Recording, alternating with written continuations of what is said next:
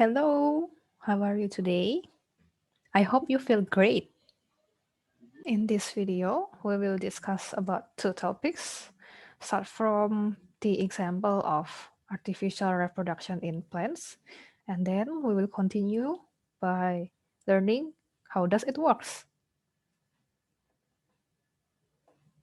Do you realize that the weather and the climate in our earth are changing? It's evolved. It's getting extreme and severe day by day. The plant species cannot reproduce effectively anymore and they might have hard time to survive. However, human can help protecting the plant species or even increase the number of the new species. This process can happen because the artificial reproduction. What is the artificial reproduction? Well, you already know that plants can reproduce themselves, but aside of the natural reproductions, the plant can also reproduce artificially helped by humans using the technology and the laboratory. Let's discuss the example.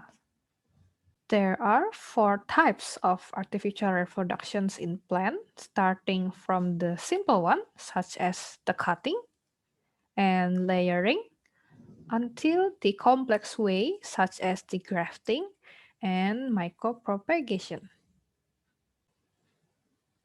The first one is cutting. Just like the name, cutting is the process of growing a new plant by cutting the stem.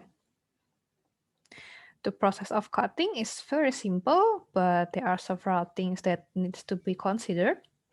The first one, the stem needs to be cut as the oblique cut to stimulate the root and faster reproduction process. After that, clean the stem and trim the excessive leaf if it's too much until it looks like in this picture. After that, you can put it in the water for a few days or put it directly in the moist soil. However, cutting does not work for all plants. Some plants will die or it won't be able to reproduce by cutting. If you want to practice cutting, please do a research before you cut the plant. Does cutting works with this type of plant? Please confirm it first.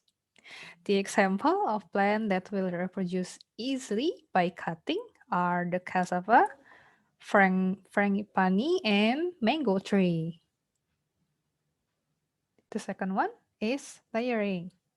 Layering is more complex rather than cutting, but is still considered as simpler rather than the grafting and micropropagations.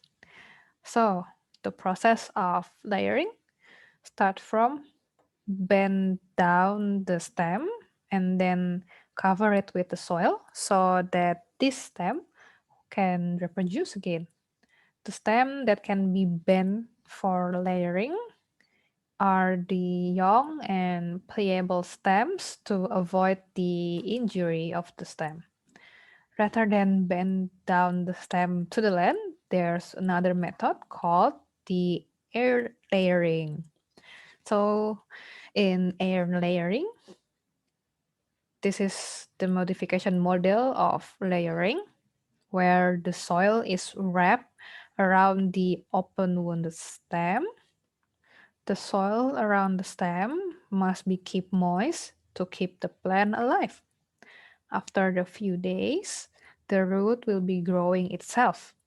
However, some gardeners applies the root booster to faster the process, just like in this picture. The final steps after the layering, the stems will be trimmed and then the root can be planted on the land. The example of plants that easy to layering are the jasmine, bougainville, and the apple tree. Next, the grafting. Grafting is the process of attaching two different plants into one stem. The stem of the plant to be grafted is called the scion, and then the root part is called the stalk. So it's the upper and then the lower part of the plant. The grafting process are very complex, but it is worth to do because you can produce the better offspring by combining the gene of two different plants, the upper and then the bottom plant. The purpose of grafting is to combine two different plants to create the new variation. The real-life example of grafting is the multicolor hibiscus, just like this picture. The bottom flower, it can be yellow, and then the upper part, it can be red or orange. And also the hybrid rose. And in fruits, grafting also applied for apple tree, mango, and citrus. Another plant that common to be grafted are the guava, durian, jackfruit, and rubber tree. The last type of artificial propagation in plants is the micropropagations, or it's also called the tissue culture. The process of micropropagation requires under controlled conditions and the chemical solutions as the nutrient, mineral, vitamins, and also hormone of the plant. That's why micropropagation is usually practiced in laboratory or in a greenhouse, just like this video. The first step of micropropagation is extract the plant tissue. It can be from the stem part, the leaf, or the embryo of the plant. After that, clean the surface of the sample using the disinfection solutions and then place it in the nutrient medium. The plant tissue must be kept controlled and keep it sterile so it doesn't contain any bacteria or fungi. After a while, the plant tissue will grow the mast cell. It's called the callus. The callus will keep nurtured until it big enough and then it can be planted on the soil. There are so many benefits from micropropagations.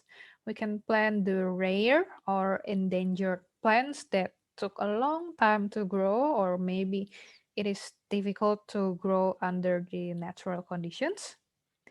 Micropropagation is also beneficial from the economic sides because we can produce and reproduce so many plants in a short time.